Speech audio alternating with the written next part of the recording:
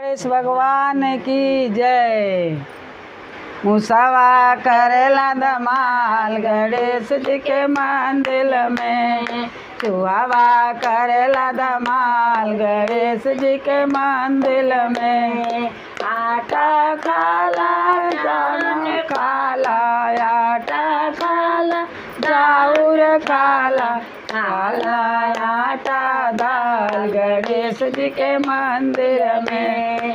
खाला आटा दाल गणेश जी के मंदिर में। चुहावा करेला धमाल गणेश जी के मंदिर में। धोते काटे कुर्ता काटे, धोते काटे कुर्ता काटे, काटे नया रुमाल गणेश जी के मंदिर में। काटे नया रुमाल गणेश जी के मंदिर में। चुहावा करेला धमाल गणेश जी के मंदिर में। चुहावा करेला धमाल गणेश जी के मंदिर में। माटी कोड़े बेल बनावे, माटी कोड़े बेल बनावे, अंदर बाहर जाए गणेश जी के मंदिर में।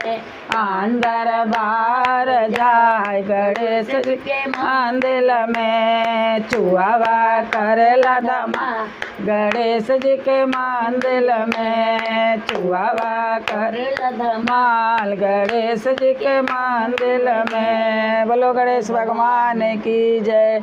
हमारा चैनल है सोनमती शिव भजन। लाइक करिए, सब्सक्राइब करिए और अपने दोस्त लोग से शेयर करिए। नमस्कार।